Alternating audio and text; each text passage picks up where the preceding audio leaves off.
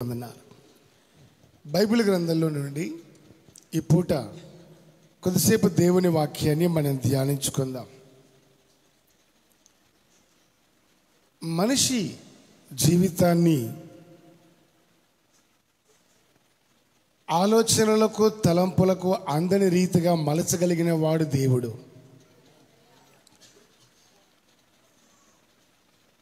రానున్నటువంటి దినాలలో ఉన్నటువంటి ఆ పరిస్థితి గతులు మనకేమీ తెలియకపోయినా అన్నీ ఎరిగిన దేవునిగా ఆయన నడిపించగలిగినటువంటి ఆలోచన జ్ఞానం ఉన్నవాడు దేవుడు. అవి ప్రతి ఒక్కరి పట్ల ఆయనకున్నటువంటి ఆలోచనలు గొప్పగానే ఉంటాయి. కొందరు గ్రహించి వాటిని అనుభవించగలుగుతారు. సమయోచితమైన ఆలోచన జ్ఞానం లేక మరికొందరు వాటిని పోగొట్టుకుంటారు. పోగొట్టుకోవటమైన ఆత్మీయ భవిష్యత్తు ఎవరి జీవితం అన్నది వారి చేతుల్లోనే ఉంటుంది. అన్ని విషయాలంటూ మనకు పెద్దగా ఏమీ తెలియకపోయినా తెలిసిన భక్తి అంతంత మాత్రమే అయినా నమ్మకంగా దేవుడి సన్నిధిలో కొనసాగుతున్నటువంటి వాళ్ళము కాకపోయినా ఈ రోజు వరకు దేవుడి సన్నిధిలో ఉండే ధన్యతనిచ్చాడే అది కృప. Praise the lord. గనుక ఈ కృపకు పాత్రులుగా ఉంటూ ఆ కృపను అనుభవిస్తూ ఆత్మీయ జీవితం అనేది ముందు కొనసాగేటట్లుగా మనము ప్రయాసపడాలి. గమనించండి, ఒక దైవజనుడి జీవిత చరిత్ర కొన్ని విషయాల్లో కొన్ని మాటల్లో చెప్పాలంటే కొంత మట్టుకు మోషే పుట్టినప్పుడు ఆ తల్లి కొంతకాలం దాచిపెట్టి ఇక దాచలేక ఏమి తోచని పరిస్థితుల్లో జమ్ముపెట్టులో పెట్టి నీటిలో వదిలిపెట్టిన సంగతి మనకు తెలుసు. ఆ తర్వాత ఆయన ఫరో కుమార్తెకు దొరకటం, ఆమె కుమారుడిగానే పిలువబడటం, ఐగుప్తు యొక్క సకల విద్యలు నేర్చుకోవటం, ఎదిగి గొప్పవాడిగా పేరు ప్రఖ్యాతులు సంపాదించుకోవటం, ఇవన్నీ జరిగిపోయాయి. ఆ తరువాత తన వెనుకటి చరిత్ర ఏమిటి, నేను ఇక్కడ ఏమై ఉన్నాను, నా ఇంటి వాళ్ళు ఎవరు అన్న విషయం తెలిసి వచ్చేసరికి ఆయనలో దుఃఖం పట్టలేనంతగా పెరిగిపోయింది. నా జనులు ఈ దేశంలో బానిసలుగా మిగిలిపోయారు. ఈ ఐగుప్తీయుడు ఇశ్రాయేలీయుడు గొడవపడుతూ ఉంటే ఒకే గుద్ది ఐగుప్తిని చంపేసి భూస్థాపన చేసేసాడు. ఇక మూడో కంటికి తెలియదు కదా అనుకున్నాడు. ఆ మరుసటి సమయాన ఇద్దరు ఇశ్రాయేలీయులు పోట్లాడుకుంటూ ఉంటే, ఎందుకు మీరు సహోదరులు కదా, ఎందుకు ఇలా గొడవ పడుతున్నారు? వీళ్ళన్నారు, ఎవరా మోషే? ఆ మాటకి ఈ వ్యక్తికి భయం వేసిపోయి, నేను తెలియదు అనుకున్నానే, తెలిసిపోయిందా? ఈ విషయం ఫరో దగ్గరికి వెళ్ళిందంటే ఉరిశిక్ష ఖాయం. ఏమవుతుందో తర్వాత ఆ కలవరముతో భయముతో ఐగుప్తు విడిచిపెట్టి వెళ్ళిపోయాడు. వెళ్ళిపోయిన తర్వాత ఏమైంది? మిద్యాను దేశానికి వెళ్ళిపోయాడు. మిద్యాను దేశానికి వెళ్ళిపోయి ఆ ప్రాంతానికి వెళ్ళిన వెంటనే కాస్త అలసట తీర్చుకునే సమయానికి ఈ పశువులన్నీ ఇంటికి వచ్చే వేళ గొర్రెలు మందలుగా అవి ఇంటికి వస్తూ ఉంటే ఈ రఘుయేలు యొక్క మందలు ఆ గొర్రెలు వచ్చే వేళకి ఆయన కుమార్తెలు నీళ్లు చేది పోస్తున్నారు తోటలలో, బావిలో నీళ్లు చేది నీళ్లు తోడి పోస్తూ ఉన్నారు. అవి అడవి నుంచి వచ్చాయి కదా, కొండకెళ్ళి మేతకెళ్ళి ఈ నీళ్లు శుభ్రంగా కడుపు నిండా తాగి ఇంటికి వెళ్ళిపోతాయి. ఆ సమయానికి ఈ ఐగుప్తుకు సంబంధించిన గొర్రెల కాపర్లు కూడా అక్కడ ఉండి ఆడపిల్లల్ని గద్దించి తరిమేశారు. వాళ్ళకి ఎక్కడ నీళ్ళు తక్కువ అవుతాయో అని, వాళ్ళ మందలు ఎక్కడ ఆలస్యంగా ఇంటికి వెళ్ళిపోతాయో అని. ఈ విషయాన్ని గమనించిన ఈ మోషే ఏం చేశాడంటే, వెళ్ళి వాళ్ళ ముందు కదా వచ్చారు, పైగా ఆడపిల్లలు కదా తోడుకోవాలి కదా అని చెప్పి మొత్తం మీద వాళ్ళ పక్షాన మాట్లాడి, మీరు ఉండండి నేను తోడిపోస్తానని చెప్పి ఈయన గబగబా నీళ్ళు సమృద్ధిగా చేది పోయటం, ఆ గొర్రెలు రావటం, మందలన్నీ నీళ్లు తాగి ఇంటికి వెళ్ళిపోవటం జరిగింది. తండ్రి అడిగాడు, ఆ ఆడపిల్లల తండ్రి, ఆడపిల్లలు గల తండ్రి, ఏమా త్వరగా వచ్చేసారు అని అడిగితే, ఇట్లా జరిగింది నాన్న, ఒక వ్యక్తి వచ్చాడు, ఆయన మాకు సహాయం చేసి నీళ్లు చేది పోసాడు, తీసుకొని రాకపోయారా? అంత మంచి మనసు ఉన్నటువంటి వ్యక్తిని ఎక్కడే వదిలిపెట్టారు అని చెప్పి తీసుకొని వచ్చి అతని ఇంట్లో చేర్చుకొని ఆ తర్వాత ఏం జరిగిందనే విషయాన్ని గమనిస్తే చూడండి, నిర్గమకాండము 2వ అధ్యాయము 21వ వాక్యాన్ని చదువుదాం. చదువుమా. మోషే ఆ మనుష్యునితో నివసించుటకు సమ్మతించెను, ఆయన కుమార్తె అయిన సిపోరాను మోషేకిచ్చి పెళ్లి చేసిన. చాలు, తలపైకెత్తండి. చూడండి, ఆ ఇంటికి వెళ్ళాడు. ఇక ఈ మోషే యొక్క మాటలు, అతని విధానం, అతను అనుభవాలు ఎలాంటివి? ఎక్కడెక్కడో పెరిగితే అక్కడెక్కడ వాతావరణాలే వచ్చేటివి. అర్థమవుతుందా? ఎక్కడెక్కడో పెరిగితే అలాంటి మాటలే వచ్చేవి. ఎక్కడెక్కడో ఉంటే అక్కడ ఏమున్నాయో అవే నేర్చుకునే అనుభవాలు ఉండేటివి. ఈయన ఎక్కడున్న వ్యక్తి? రాజకోటలో ఉన్నవాడు. ఆయన మాటలో రాజసం, ఆయన క్రియల్లో రాజసం, ఆయన పద్ధతుల్లో, ఆయన ఉన్నటువంటి విధానంలో కానీ వాళ్ళ కంటికి సరిపోనంత గొప్పగా ఈయన కనబడ్డాడు. యవనస్తుడు, చక్కనివాడు, అన్ని విధాలుగా ఇష్టపడి, అయ్యా ఇదిగో సిపోరా అయినటువంటి నా కూతురునిచ్చి పెళ్లి చేస్తాను, నువ్వేమంటావని చెప్పి మాట్లాడి మొత్తం మీద వివాహం చేశాడు. సిపోరానిచ్చి వివాహం చేసిన తర్వాత ఏమైంది అని చూస్తే మొత్తం మీద వాళ్ళకి కుమారుడు పుట్టాడు. దేవుడు నన్ను ఈ ప్రాంతాల్లో ఉంచాడు అని రకరకాలుగా దేవునితో ఉన్న సహవాసాన్ని బట్టి మొత్తం మీద పేర్లు పెడతా వచ్చాడు.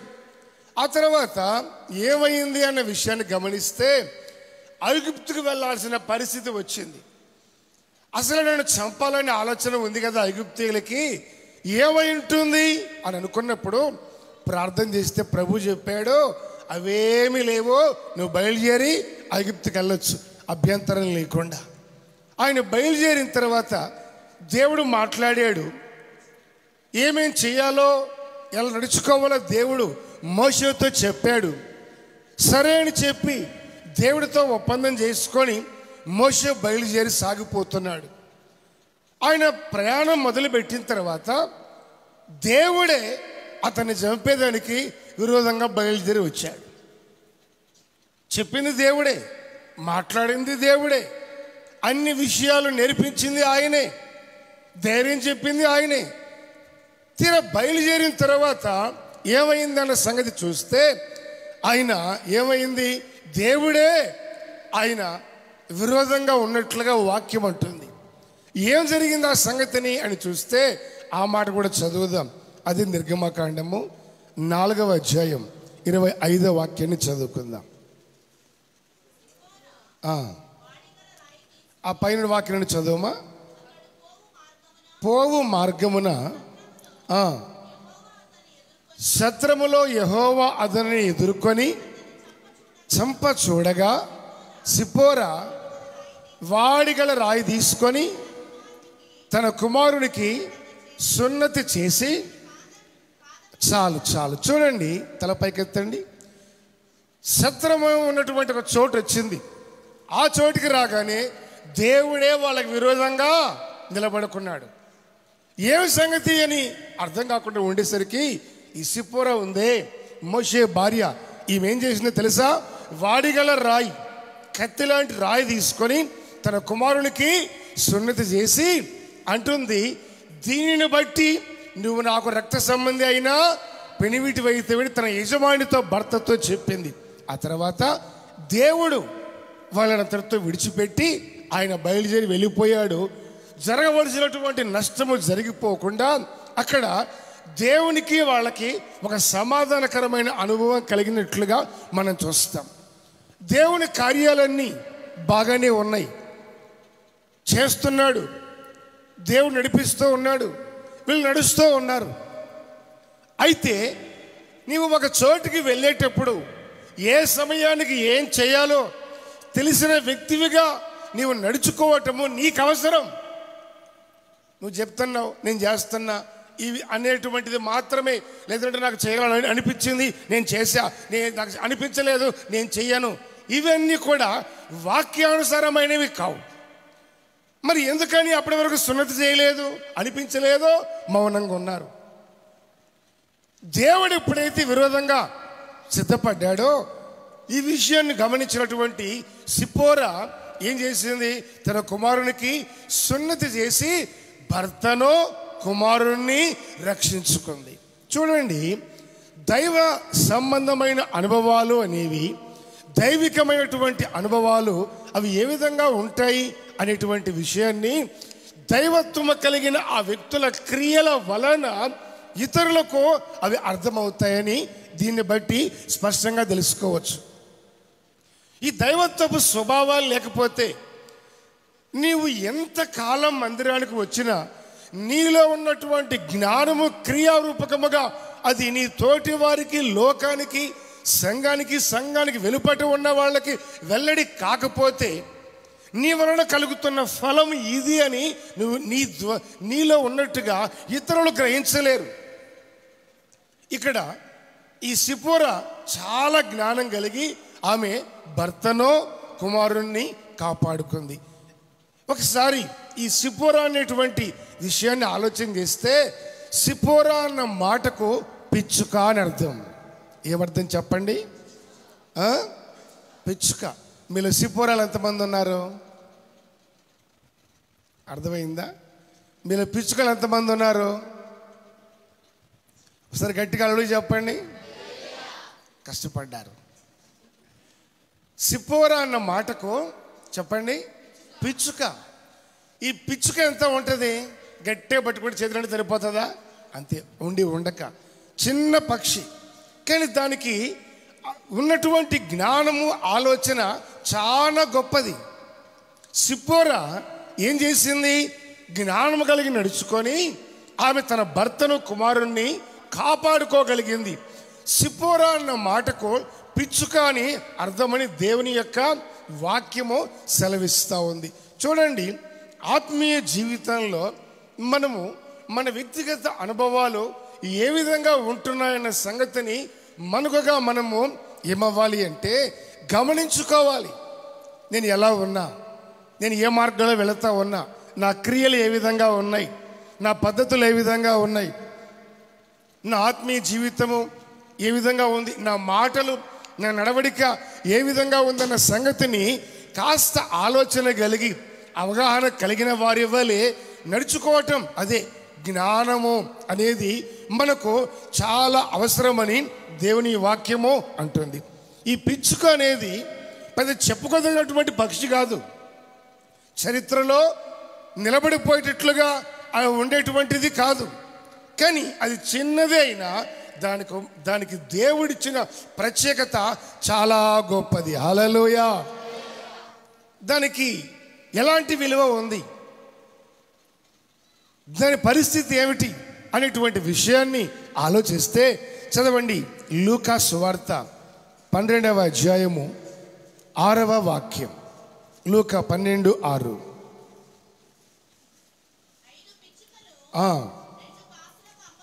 అమ్మబడును కదా. ఒకటైనా దేవుని ఎదుట మరువబడదు. చాలు. 5 పిచ్చుకలు ఎన్ని కాసులకట? తల పైకెత్తండి. ఎన్ని పిచ్చుకలు? కాసులెన్ని? కాసులెన్ని? పిచ్చుకలెన్ని?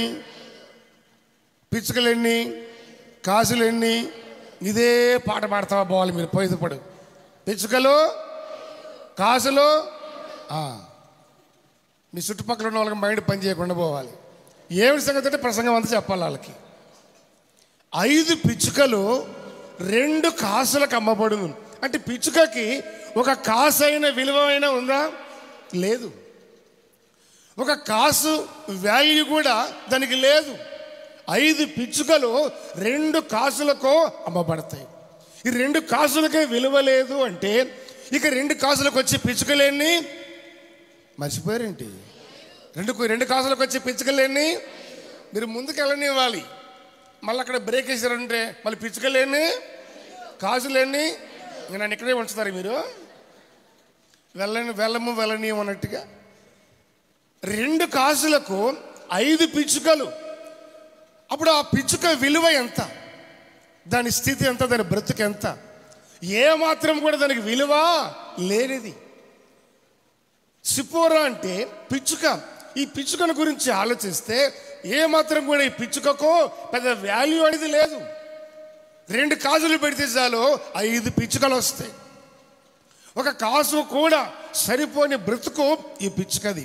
కానీ ఈ పిచ్చుకకు ఉన్నటువంటి ఈ ప్రత్యేకత ఎంత, ఏమిటి అన్న విషయాన్ని గురించి మనం ఆలోచిస్తే కొన్ని మాటలు ఇందుని గురించి మనం దేవుని వాక్యాన్ని అడిగితే వాక్యం అంటుంది. చూడండి, 84వ కీర్తన 3వ చరణం. 84:3 సైన్యములకు అధిపతియగు యెహోవా, నీ బలిపీఠమునొద్దని పిచ్చుకలకు నివాసము దొరికెను, పిల్లలు పెట్టుటకు వాన కోవెలకు గోటి స్థలము దొరికెను. ఈయన అంటున్నాడు, తల పైకెత్తాలి. మాటికి ఎత్తాలంటే కష్టం కదా. ఆ తల ఎత్తుకోవాలంటే చదివి వాళ్ళు చదువుతారు. వాక్యం అంటుంది, నీ బలిపీఠము దగ్గర పిచ్చుకలకు నివాస స్థలము దొరికిందయ్యా. ఎందుకన్నాడు? ఈ మాట అనేది ఎవరు? చెప్పండి. వీళ్ళట మందిరానికి వచ్చారట. వీళ్ళు మందిరానికి వచ్చారట. దేవుడి మందిరానికి వచ్చారు. దేవుడి మందిరానికి రాగానే ఈ మందిరానికి ఈ దైవ సన్నిధి పైన ఈ బలిపీఠం పైన ఎక్కడో మూలకి ఏముందట? పిచ్చుకలు గూడు పెట్టుకొని ఉన్నాయట. వాళ్ళు రాగానే ఏది కంట్లో పడలా, ఆ పైన ఎక్కడో మూలకొని పిచ్చుక కంటపడింది. ఆహా పిచ్చుక, నీ బ్రతికెంత, నీ జీవితం ఎంత, ఏమీ చేత కాదు నీ బ్రతుక్కి, కానీ బలిపీఠము దగ్గర నీవు నివాసాన్ని కట్టుకున్నావే.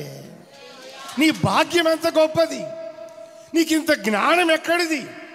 అక్కడ నీకు గోటికి స్థలం ఇచ్చాడే ఆయన. అక్కడ ఉండి నీవు ఎంత ఆనందిస్తున్నావు. నాది ఒక జీవితమా? ఒక పిచ్చుకనే పుట్టి ఉంటే నేను ఈ పక్కన గూడు కట్టుకొని ఉండేవాడిని, నీకు పోటీగా ఆరాధన చేసి ప్రార్థన చేసేవాడిని. అంటే దేవుని సన్నిధిలో కొందరికి దేవుడు ఆశ్రయం ఇస్తాడు, స్థానం ఇస్తాడు. ఈ విలువ తెలియని మనుషులకి, ఘనత భక్తి తెలియని మనుషులకి ఎంత విలువ నేర్పినా వాళ్ళ జీవితకాలంలో విలువ నేర్చుకోలేరు. నేను వెళ్ళే దేవుని మందిరము ఎలాంటిది, అక్కడ నాకున్నటువంటి ఘనత గొప్పదనం ఎలాంటిది, నాకు ఇచ్చిన కృప ఎలాంటిది, అక్కడికి వెళ్ళి అక్కడ కృప పొందిన నేను ఎలా ఉండాలి అనే ఆలోచన లేకపోతే ఇచ్చినటువంటి భాగ్యాన్ని నీవేం చేస్తున్నావో నీవు వ్యర్థపరుచుకుంటా ఉన్నావు. గనుక మీరంతా దేవుడి సన్నిధిలో చక్కగా ముసుగులేసుకొని గూట్లో ఉన్న పిచ్చుకల్లాగా ఉన్నారు. హల్లెలూయా. పిచ్చుకల్లాగానే ఉండండి. మందిరంలోకి వచ్చాక పిచ్చుకలు బయటికి పోయిన తర్వాత చెప్పండి, మీరేమవుతారో చెప్పండి. అంత బాగా అవుతున్నారమ్మా, ఇంక మీకే తెలియాలి. ఇక మీ సంగతులు నాకెందుకు వచ్చిన గొడవ, మీరు ఏమవుతారో మీకే తెలియాలి. ఇక్కడైతే మాత్రమో పలకండి గట్టిగా. ఎక్కడైతే మాత్రమో పిచ్చుకలు, బయటికి వెళ్తే దేవునికి స్తోత్రం.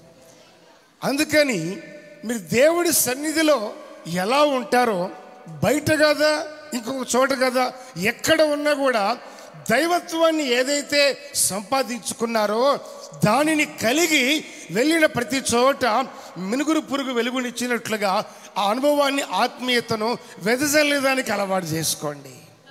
ఇతరులకు సాక్షులుగా ఉండేదానికి, దైవత్వపు స్వభావాన్ని ఇతరులకు పంచిపెట్టేదానికి నేర్చుకోవాలి. ఇక్కడ వాళ్ళు రాగానే ఈ విషయాన్ని కంటబడి, అందుకు ఈ మాటలు ఉపయోగించి రాస్తా ఉన్నారు. నీ బలిపీఠము దగ్గర పిచ్చుకలకు నివాస స్థలము దొరికింది. నివాస స్థలం ఏదో వచ్చిపోవడం కాదు, నివాస స్థలం. అది పుట్టింది అక్కడే, మొత్తం మీద అక్కడ వచ్చి చేరింది. ఎక్కడి దాకా, ఎప్పటి దాకా ఉంటుంది? జీవితకాలం అంతా అక్కడే ఉంటుంది. భాగ్యము, విలువ, దేవుడి సన్నిధి, దాని గురించిన గొప్పదనం తెలియనప్పుడు ఎక్కడెక్కడో తిరిగి ఉండొచ్చు. ఇప్పుడు వచ్చిన తర్వాత విలువ తెలిసింది. తెలిసి పోగొట్టుకుంటే ఏమంటారు? అందుకని ఇక నేను అటువంటి బుద్ధి పొరపాటు చేయదలుచుకోలేదు. మరి ఏం చేస్తావు? ఇక్కడే గూడు కట్టుకుంటా. హల్లెలూయా. ఇక్కడే గూడు కట్టుకుంటా, నా నివాసము ఇక్కడే అని చెప్పి ఆ గూడు కట్టుకొని అక్కడ ఉండి అందరూ చేసే ఆరాధన చూస్తూ ఆరాధనలో పాలు పొంది దేవుని మహిమపరుస్తూ ఉంది. అటు కృప దేవుడు మనకి ఇచ్చును గాక. హల్లెలూయా. మరొక మాటను గమనిస్తే చూడండి, 43వ కీర్తన 4వ చరణం.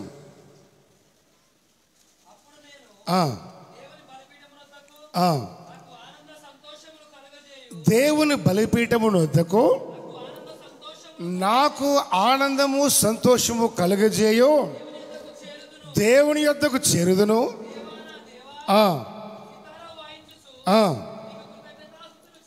చాలు. ఇక్కడ అప్పుడు నేను దేవుని బలిపీఠమునొద్దకును, తర్వాత నాకు ఆనందము సంతోషము కలుగజేయు, దేవుని యొద్దకును నేను చేరుదును. హల్లెలూయా. ఇప్పుడు పిచ్చుక ఎక్కడ ఉంది? దేవుడి సన్నిధిలో బలిపీఠం దగ్గర గూడు కట్టుకొని ఉంది. దేవుడి సన్నిధిలో ఏముంది? ఆనందము. ఆహా, మీరు చెప్తా ఉంటేనే ఆనందం, సంతోషం కలుగుతూ ఉంది. ఏముంది చెప్పండి గట్టిగా. ఆనందము చెప్పండి. ఆనందము, సంతోషం ఎక్కడ ఉంది? దేవుడి సన్నిధిలో ఏముంది? ఒకటోది ఏముంది? ఆనందం. మరి డల్ అయిపోయింది. ఒకటోది ఏముంది? రెండవది పలుకుతూ చెప్పండి ఒకసారి మరలా. ఆనందము, ఆనందమ్మ, సంతోషమ్మ. ఆనందమ్మకు ఆనందం ఉండదు, సంతోషమ్మకు మనల్ని ఉండనీరు. అంతవరకు కాకుండా ఆనందము సంతోషము నాకు కలుగజేయ దేవుడి దగ్గరికి నేను వచ్చాను. ఇప్పుడు మీరు ఎక్కడికి వచ్చారు చెప్పండి? ఆనందము సంతోషము కలుగజేసే దేవుడి దగ్గరికి, అవి దొరికే చోటుకు వచ్చారు. ఇప్పుడు మీకు సంతోషం లేదనుకోండి, సంతోషంగానే వచ్చారా? వచ్చేటప్పుడు అందరూ ఆనందంగానే వచ్చారా? ఎందుకు రారు? పొద్దున్న రాలేదు కదా, బాగానే వచ్చి ఉంటారు. ఇప్పుడు పోతూ మీకు ఆనందము సంతోషం కావాలనుకోండి, ఒక క్వింటా కావాలి, 10 కేజీలు కావాలనుకోండి, ఎక్కడ కొనుక్కుంటారు? ఎంత చెల్లించి, ఎంత వెల ఇచ్చి కొంటారు? నీవు దేవుడి సన్నిధికి వస్తే నీవేమీ చెల్లించకుండానే, నీవు వెల కట్టలేని విలువైనవి ఉచితంగా నా దేవుడు ఇవ్వగలిగిన చోటు ఇది. చప్పట్లు కొట్టి గట్టిగా, కొట్టలు గట్టిగా. కనుక ఈ ఆనందము సంతోషము ఇవన్నీ అనుభవిస్తూ నీ జీవిత కాలం అంతా కూడా నీ వెళ్ళేటప్పుడు ఎట్లా పోవాలి? ఏమని పలుకుతా పోవాలి? ఆనందము సంతోషం. ఆనందము చెప్పండి గట్టికోసారి. ఏమైంది నీకు అంటే మొత్తం చెప్పాలి సంగతి అంతా. దేవునికి స్తోత్రం. నీ బలిపీఠము దగ్గరికి ఆనందము సంతోషము నాకు కలుగజేయో, దేవుడి దగ్గరకు వచ్చాను గనక, అక్కడికి వచ్చింది కనుక ఈ పిచ్చుక వాటిని వదిలిపెట్టి ఉండలేక మరలా దొరకవని ఎరిగి అక్కడ నివాసం గూడు కట్టుకొని దేవునితో సహవాసాన్ని కలిగిన ఒక అనుభవాన్ని సంపాదించుకున్న భాగ్యము ఈ పిచ్చుకకు ఏమైంది? దొరికింది. ఇంకా తర్వాత ఏముంది అన్న సంగతి చూస్తే చూడండి, 90వ కీర్తన 1వ చరణం.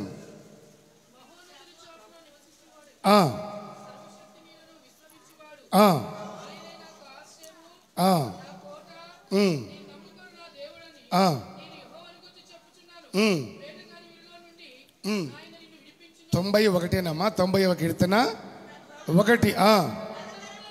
తరతరముల నుండి మాకు నివాస స్థలమో నీవే ప్రభువా. మై లార్డ్, ఈ పిచ్చుకంట ఉంది, ప్రభువా తరతరముల నుండి మాకు నివాస స్థలమో నీవే. ఎందుకు నీవు దేవుడి దగ్గరికి వెళ్ళావు? ఎందుకు అక్కడే గూడు కట్టుకున్నావు?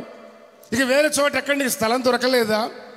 ఆనందము సంతోషము దేవుడి దగ్గర ఉన్నాయి, సరే ఇంకొక కట్టుకోవచ్చు కదా, ఇంకొక దగ్గర ఇంకొక చోట ఉండొచ్చు కదా అంటే ఈ పిచ్చుకంటది నేను ఎక్కడ బ్రతకగలనయ్యా? ఇప్పుడు కాదు, తరతరముల నుండి నాకు నివాస స్థలము ఆయన మందిరమే, ఆయన సన్నిధే, ఆయన బలిపీఠము దగ్గర గూడు కట్టుకుని అక్కడ బ్రతకటమే. ఇప్పుడుది కాదు, ఇది తరతరముల నుండి.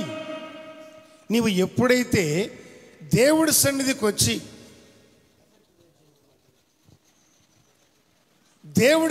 వచ్చి ఎప్పుడైతే నీవు దేవుడి దగ్గర నివాసం ఉంటావో, గూడు కట్టుకుంటావో, రాబోయే నీ తర్వాత తరతరాలు ఆ నివాస స్థలము నుండి తొలగిపోరు. రాబోయే తరములో ఎవరో నీ నుండి తొలగిపోయారు అంటే ఇప్పుడు నీవు కట్టిన గూడులో ఉండే నివాసములో, దేవుడితో నీకున్న సహవాసంలో ఎక్కడో కాస్తంత వ్యత్యాసము ఉందన్న సంగతిని గ్రహించాలి. కనుక రాబోయే తరం ప్రభువు అక్కడ ఆలస్యమైన కొలది నీవు నీ సంతానము నీ సంతతి భూమి మీద బ్రతికినంత కాలము దేవుడితో ఉండాలి అంటే ఇప్పుడు నీ జీవిత కాలములో నమ్మకంగా దేవుడితో నీవు నివాసం ఉండాలి, ఆయనతో కలిసి. ప్రభువా తరతరముల నుండి నీవే మాకు నివాస స్థలం, ఇక నీవు గాక వేరొక నివాసం మాకు లేదు, ఎటు వెళ్ళలేను, నాకు అక్కడ స్థానము లేదు, నాకు అక్కడ ఏమీ లేదు. గనక నేను ఏదైనా ఉండగోరితే ఉండగలిగితే ఉండేది ఎక్కడా? దేవుడి సన్నిధిలో, నీ సన్నిధిలో. తరతరముల నుండి మాకు నివాస స్థలము నీవేనయ్యా, నీవు కాక మాకు వేరే అంటూ ఏమీ లేదు. ఎందుకని ఈ పిచ్చుక తరతరముల నుండి నివాస స్థలముగా దేవుడి సన్నిధిలో ఉంది? కారణం ఏమిటి అనేటువంటి విషయాన్ని గమనిస్తే, దేవుడి మందిరంలో ఉండి ఏం నేర్చుకుంది, ఏం చేస్తుంది, ఏమి కలిగి ఉంది? ఆ వాక్యాన్ని చూడండి. ఏ మాట ఎక్కడుంది? అది 102వ కీర్తన. అమ్మా ఎన్నో వాక్యం అమ్మా? నువ్వు బైబిల్ మూసి తల్లి, చెప్పేది నువ్వు తల్లి. ఇక్కడ చదవండి ఆ మాటని. నేను బైబిల్ మూసేయమని చెప్పాను కదమ్మా, ఇప్పుడు చెప్పు.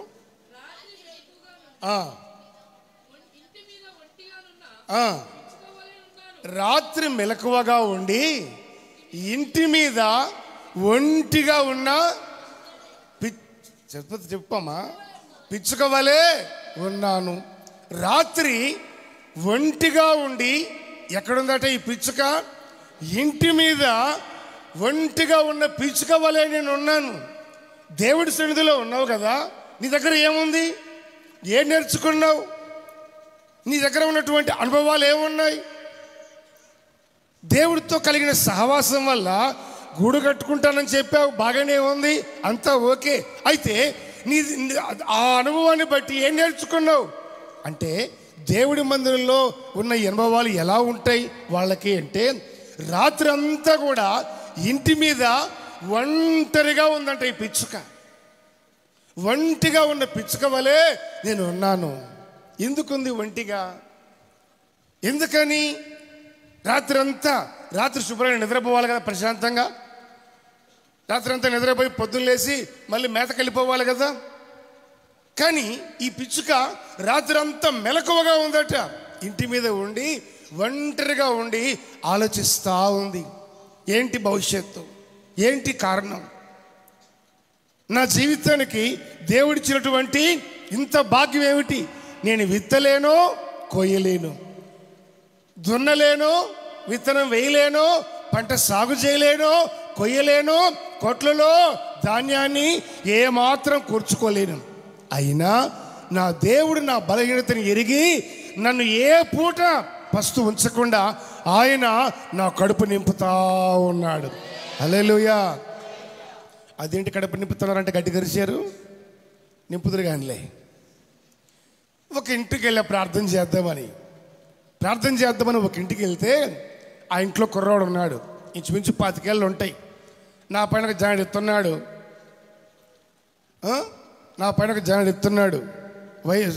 వయసు 10 ఏళ్ళు కాదు కానీ 19 ఏళ్ళు.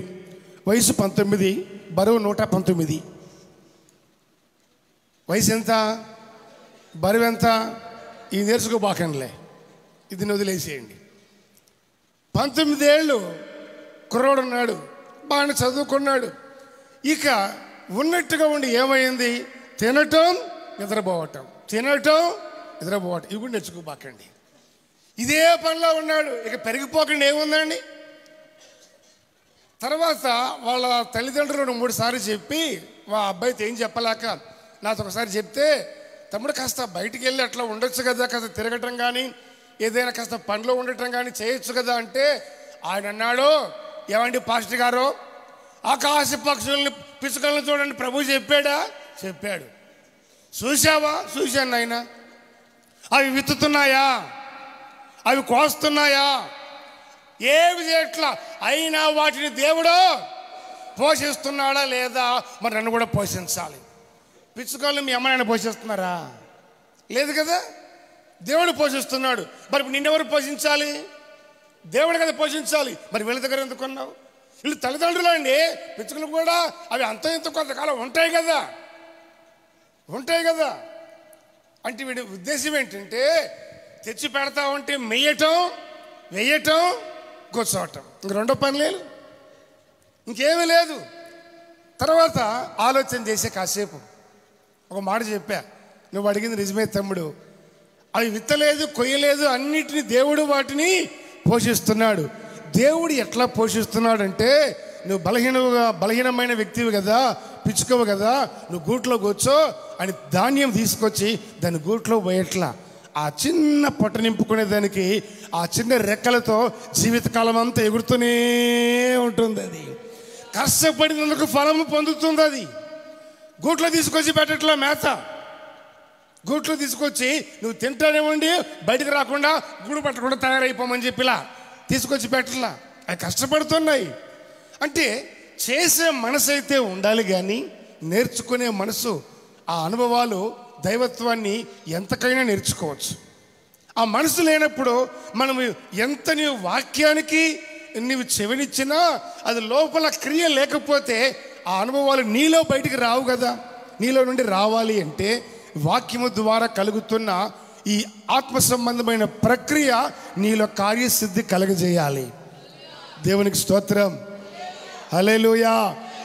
కాబట్టి ఈ పిచ్చుక ఏం చేసింది, ఇక్కడ రాత్రంతా ఒంటిగా ఉండి ఇంటి మీద ఉండి ఆ విషయాలన్నీ తలంచుకుంటూ తన గుండెల్లో ఉన్న భారాన్నంతా దేవుడితో చెప్పుకుంటూ అది ఏం చేస్తుంది అంటే తన బాధని వ్యక్తం చేస్తూ ఉంది, దేవుడితో పంచుకుంటూ ఉంది.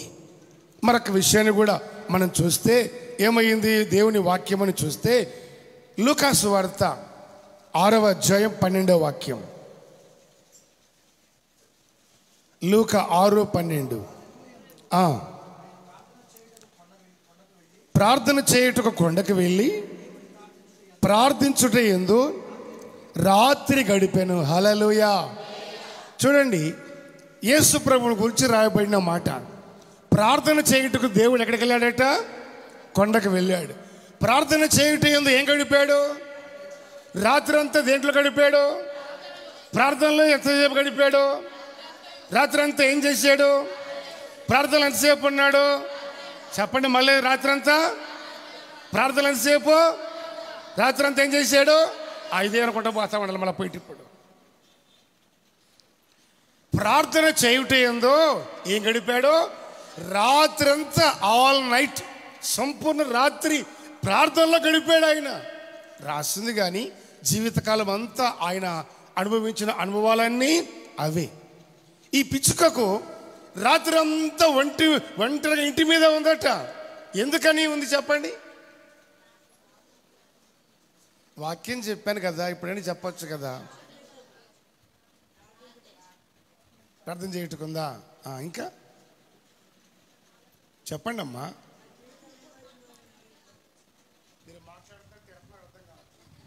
చెప్పండి, ఎందుకు ఉంది రాత్రి అంతా?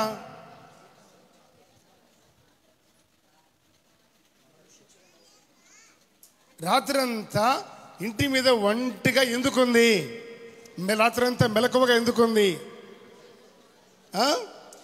ఈ పిచ్చుక ఎక్కడుంది? ఎక్కడుంది? దాని ఇల్లు ఎక్కడుంది? దేవుడి మందిరంలో. ఆ మందిరం ఎవరిది? ఆయన ఎవరు? దేవుడిదే. ఆయన ఎవరంటే మళ్ళీ దేవుడే. పాత బస్ స్టాండు మా వాళ్ళకు కూడా ఇదే, మూడోది తెలియదు. ఆయన ఎవరు? ఇప్పుడు చదివారు కదా ఆయన ఎవరు అన్న సంగతి. రాత్రి ప్రార్థన చేయుట యందు రాత్రి గడిపిన దేవుడు ఆయన. ఆయన నివాసానికి ఎప్పుడైతే ఈ పిచ్చుకొచ్చి చేరిందో ఆయన మనసు దానికి కలిగింది. చప్పట్లు కొట్టండి గట్టిగా. డివైన్ ఫీల్, ఆ దైవికమైన మనస్సు దాన్ని కలిగింది. మందిరానికి వచ్చి వెళతా ఉన్నావు, చాలా మంచిది, సంతోషం. మిమ్మల్ని అందరినీ దేవుడు దీవించును గాక. ఆ దేవుడి దగ్గరకు వచ్చి వాక్యం వింటున్నారే, ఆ వాక్యాన్ని మీలో మీరు ఉన్న ప్రతి చోట ఈ వాక్యపు స్వభావాన్ని మీరు కనబరచలేకపోతే మీరు వచ్చే ప్రయోజనం ఉందంటారా? దేవుని వాక్యాన్ని విన్నారు, ఆ విన్న వాక్య అనుసారం కొంత మట్టుకైనా మీ మనసులో లేకపోతే దాని నుండి మీకు ఆశీర్వాదం కలుగుతుంది అంటారా? ఆమెనైతే బాగానే అన్నారు, మరి దాన్ని సంపాదించుకునేది ఎప్పుడో? ఈ మనసు, ఈ పిచ్చుక కలిగిన మనసు మీకు కలిగినప్పుడు. ఈ పిచ్చుక రాత్రి అంతా ఇంటి మీద ఒంటిగా ఉంది. ఎందుకుంది అంటే ఆయన ప్రార్థన చేయటం యందు రాత్రి కలిపిన దేవుడు ఆ దేవుని మందిరానికి ఎప్పుడైతే వచ్చిందో, మనసు తెరిచి ఆరాధన చేసిందో, ఆ హృదయం తెరవబడినప్పుడు దేవుని మనసు దాని అంతరంగంలోకి వెళ్ళింది. నీవు మనసారా ఇప్పుడు ఆరాధన చేస్తావో దైవత్వపు స్వభావాలని నీకు వస్తాయి, నీలో కలుగుతాయి. నీవు దేవుని స్తుతించి ఆరాధన చేస్తున్నప్పుడు ఈ పిచ్చుక ఏం చేస్తుంది? ఆ గూడుకి ఏం కావాలో ఆ మెటీరియల్ మొత్తం ఏం చేస్తుంది? సమకూర్చుకుంటుందా? కాంట్రాక్ట్ ఇవ్వదా? ఎంత కప్పుకుంటావు? ఎంత కడతావు? ఈ సంగతి ఏంటి అని కాంట్రాక్ట్ ఇవ్వదా చేయని వాళ్ళకి? అది కష్టపడి ఏమి పెడితే కాకుండా దానికి క్షేమం కలిగేటట్లుగా, దానిని తన కుటుంబాన్ని మోసేటట్లుగా తగినవన్నీ తీసుకొచ్చి గూడు కట్టుకుంటుంది. ఆ గూడు కట్టుకొని దాంట్లో నివాసం ఉంటుంది. దేవుని నివాసానికి వచ్చి నీవు మనసు తెరిచి ఆరాధన చేస్తే ఆ ప్రతిసారి దేవునిలో ఉన్నటువంటి సకల విధాలైన సుగుణాలన్నీ ఒకటొకటిగా నీ మనసులోకి వస్తూ ఉంటాయి. ఒక్కొక్క పుల్ల, ఒక్కొక్క దారం, ఒక్కొక్క ఈక, అవన్నీ అది సమకూర్చుకున్నట్టుగా గూడు కట్టుకునే దానికి ఒక్కొక్క స్వభావం, రకరకాల స్వభావాలు, గుణగణాలు, ఇవన్నీ దైవికమైన మనస్సు ఒకటొకటిగా నీ హృదయంలోకి వచ్చి చేరితే, అవన్నీ గూడు కట్టబడితే అప్పుడు ఆ గూట్లోకి ఆత్మగా ఆయన దిగివచ్చి నీ హృదయం అనే గూట్లో నివాసం ఉండి నిన్ను బలపరుస్తాడు. హల్లెలూయా. ఆయనకు నివాసమైన యోగ్యముగా నీవు మారాలి. ఆయనతో నీవుంటే నీతో ఆయన ఉంటాడు, ఆయనలో నీవుంటే నీలో ఆయన ఉంటాడు. గనక మందిరంలో స్థలం దొరికింది కదా. నేను ఎప్పుడు మనిషిని, మందిరం పుట్టకముందు మనిషిని కదా, ఆ నాపరాయి నాది. ఆడ గోసకపోయిన దాని మీద నా పేరు శిలాశాసనం. అంతగా ఒకవేళ సర్వీసు ఉన్నా నీ హృదయంలో దేవుని స్వభావం గూడు కట్టుకున్న అనుభవాలు లేకపోతే నీవు ఇక్కడి వరకు మాత్రమే పరిమితం, మరి పరలోకానికి. అందుకని మనస్సు తెరిచి దేవుని స్తుతించి ఆరాధించేటువంటి ఆ అనుభవం అనేది దేవుడి దగ్గర నేర్చుకునే మనసు కలగాలి. దేవునికి స్తోత్రం చెప్పండి గట్టిగా, హల్లెలూయా. అందుకని ఆ మెలకువ కలిగిన దేవుడి దగ్గరకు వచ్చి ఎప్పుడైతే వచ్చిందో ఆ మనసు ఎన్నికలేని, కాసు విలువలేని, అరకాసు విలువలేని పనికిరాని ఆ పిచ్చుకకి ఇచ్చాడండి దేవుడు. మరి అంతకంటే శ్రేష్టమైన వ్యక్తివి కనుక నీవు ఎంతగా దేవుడితో సహవాసం చేస్తావో అంతకంటే ఎక్కువగా నా దేవుడు తన మనసు నీకో ఇవ్వగలిగిన దేవుడు కనుక ఆ మనసు కలిగి నీవు ఆరాధించే అనుభవాన్ని నీవు నేర్చుకోవాలి. ఎందుకని ఈరోజు దేవుడి సన్నిధిలో చెల్లి సాక్ష్యం చెప్పింది, కుటుంబం సాక్ష్యం చెప్పారు. కారణం ఏమిటి? ఎన్ని శ్రమలు వచ్చినా ఆమె చెప్పిన మాట ఏంటి? ఎటువంటి పరిస్థితి వచ్చినా దేవుడు మమ్మల్ని ఇంతవరకు నిలవబెట్టాడు. మరలా ఆ టైంలో ఎన్నో ఆశించి అడిగిందంట దేవుణ్ణి, ఇట్లా ఉండాలి ప్రభువా, అట్లా ఉండాలి ప్రభువా, అట్లాగే ఉంచాడంట దేవుడు. ఆయన సన్నిధిలో నీవు నివాసం ఉన్నప్పుడు నోరు తెరిచి ఏమని అడుగుతావో అవన్నీ నా దేవుడు నీకు ఇస్తాడు. ఇవ్వగలిగిన దేవుడు ఆయన. నీవు ఉండకుండా పెదవులతో మాత్రమే అడిగితే పెదవులతోనే దానికి తగ్గట్టుగానే ఉంటావు. నువ్వు ఎంతగా దేవుడితో సహవాసం కలిగి ప్రభువుతో సహవాసం చేస్తావో అంతగా ఆయన నీతో. వాళ్ళ భవిష్యత్తును కానీ సేవకులుగా మేమైనా దేవుడు మాకు ఇచ్చిన బిడ్డలైనా వాళ్ళు ఎప్పుడు కూడా దేవుని చిత్తానుసారంగానే వాళ్ళు కొనసాగుదురు గాక. దేవుని బిడ్డలుగా దేవుడి సన్నిధికి వచ్చే నీవు దేవుడు నీకు ఇచ్చిన బిడ్డల్ని అలాగే ఉండాలని నీవు కోరి ఆశిస్తే నీ బిడ్డల్ని కూడా దేవుడు మనము అనేటువంటి వాళ్ళు ఏ విధంగా లోకానికి కనబడాలో ఆ విధంగా నిన్ను, నీ కుటుంబాన్ని, నీ బిడ్డల్ని దేవుడు మహిమకరంగా లోకాన్ని కనబరిచే గొప్ప దేవుడు ఆయన. ఇష్టం వచ్చినట్టు మాట్లాడి పిల్లలు వింటున్నారన్న విచక్షణ జ్ఞానము లేకుండా, వాళ్ళ దగ్గర ఏ విధంగా ప్రవర్తించాలో తెలియకుండా, మెత్తమెత్తగా మెలికలు తిరుగుతున్న నాలుకకి ఏం నేర్పించాలో తెలియకుండా అదే నువ్వు భక్తి చేస్తే, నువ్వు ఎంత భక్తి చేసినా రాత్రంతా ఒంటిగా నీవు కూడా ఇంటిపైన ఉన్న చార్మినార్ పైకి ఎక్కి ప్రార్థన చేసినా, పెద్ద టవర్ ఎక్కి ప్రార్థన చేసినా ఉపయోగం లేదు. మొదట నీ మనసులో దేవుని తత్వం దిగి రావాలి. దానికి సంబంధించినట్లుగా నీవు నడుచుకోవాలి. ఒక విత్తనం వేసి మరొక ఫలము కావాలంటే పల్లేరు చెట్లకి ద్రాక్షకాయలు కాయవు. ఏది విత్తుతావో అదే కోసి తీరుతావు. గనక నీ ఆత్మీయత, నీ కుటుంబము, దేవుడు నీకు ఇచ్చిన బిడ్డలు ఏ విధంగా దేవుడితో ఉంటున్నారన్న సంగతిని ఆలోచన కలిగి దైవత్వంలో నీవు నడుచుకోవాలి. ఎందుకని ఆ మనస్సు ఆ పిచ్చుకకి ఆయన సన్నిధికి ఎప్పుడైతే వచ్చిందో ఆయన మనసు దానికి కలిగింది. అందుకని ఆ మనసుతో ఒంటిగా ఉండి మెలకువ, నా దేవుడు కూడా ఇట్లా ఉన్నాడు. వాక్యం అంటుంది నేను కూడా ఉండగలగాలి అని తన భారం అంతా దేవుడితో చెప్పుకొని ఒంటిగా ఉన్న అనుభవాలు మనం చూస్తాం.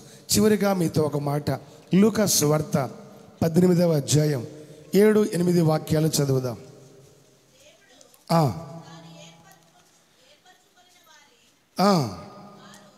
దేవుడు తాను ఏర్పరచుకున్న వారు దివారాత్రులు ఆయన వారిని గూర్చి మొరపెట్టుకొని చుండగా వారికి న్యాయము తీర్చడా? వారికి త్వరగా న్యాయము తీర్చును.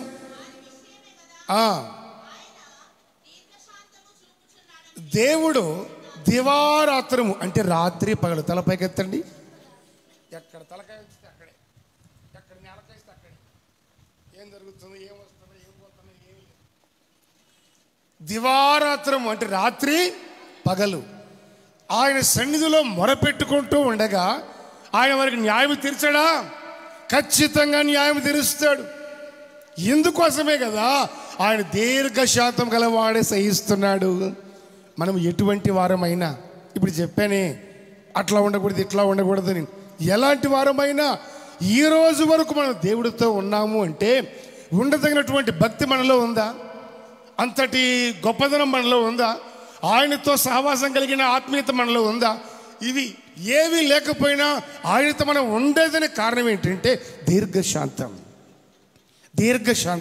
ఈ దీర్ఘశాంతము దేవుడు మనకి ఆయన కలిగినటువంటి ఆ అనుభవాన్ని మన పట్ల కనబరుస్తున్నాడు. కనుక మనం అవి లేని వారి వలె నడుచుకుంటే నీ ఆత్మీయతలో నీవేమి సంపాదించలేవు. గనక మన కొరకు దీర్ఘశాంతం వహించిన దేవుడు ఆయన మనల్ని గమనిస్తూ, మనల్ని సహిస్తూ, భరిస్తూ, అయినా తన సన్నిధి నుండి తోలివేయక మనల్ని నిలవనిచ్చాడు. ఆయన కృపనిచ్చాడు. ఆ అనుభవాన్ని నీకు, నీ కుటుంబానికి కావాలంటే నీవు కూడా దివారాత్రము దేవుడి సన్నిధిలో మొరపెట్టే వ్యక్తివిగా, మోకరించి ప్రార్థించే వ్యక్తివిగా నీవు ఎప్పుడైతే ఆయన ఇచ్చే న్యాయం కొరకు, ఆయన ఇచ్చేసరికి ఆలస్యమైపోతుంది కానీ నేను చేస్తా ఉండు అని రాకూడదు. సౌలాత్మలాగా ఆయన చేసే వరకు, ఆయన చెప్పే వరకు, ఆయన కార్యము జరిగించే వరకు, ఆయన చేయి చాపే వరకు, అడుగు వేసే వరకు కనిపెట్టి నీవు నమ్మకంగా ఎప్పుడైతే ప్రార్థన చేస్తావో ఆయన నీలో ఉన్నటువంటి సహనం, ఆశను, ఆసక్తిని ఆయన పట్ల ఎంతుందో చూసి మరింత నిశ్చయంగా నీకో న్యాయం చేస్తాడు. Praise the lord. మరింత త్వరగా నీకో న్యాయం చేస్తాడు. అది చేసేదానికే ఇంకా మనల్ని ఆయన సన్నిధిలో ఆయన ఉండే ధన్యతను, భాగ్యాన్ని దేవుడు ఇచ్చాడు. కనుకనే మనం ఇంకా దేవుడి సన్నిధిలో గూడు కట్టుకొని ఉంటున్నాం. కనుక పిచ్చుక అనేది పెద్ద విలువైంది కాదు. దాన్ని కొనాలంటే ఆస్తులు అమ్ముకోనక్కర్లేదు. కాసు కూడా విలువలేని దాని బ్రతుక్కి ఆయన సమృద్ధిని ఇస్తున్నాడు, దాన్ని పోషిస్తున్నాడు. గనక దేవుని సేవకులకు ఇచ్చిన బిడ్డలు దేవుడి సన్నిధిలో ఏ విధంగా కనిపెట్టుకొని ఉన్నారో అక్కడ నేర్చుకుంటున్న అనుభవాలను నీవు, నీ కుటుంబము, నీ బిడ్డలు కనిపెట్టుకుని దేవుడితో ఉండగలిగితే, కనికరము, నమ్మకత్వము కలిగినటువంటి ప్రేమస్వరూపుడైన దేవుడు ఆయన ఆ మందిరంలో ఉన్నటువంటి కృపను, ఆశీర్వాదాన్ని, పరలోక రాజ్యాన్ని మనలో ప్రతి వారికి పంచి ఇచ్చే దేవుడు. అట్టి కృప మనలో ప్రతి వారికి దేవుడు అనుగ్రహించునుగాక. ఈ మాటలు ప్రతి హృదయంలో ప్రభు స్థిరపరచునుగాక. ఆమేన్.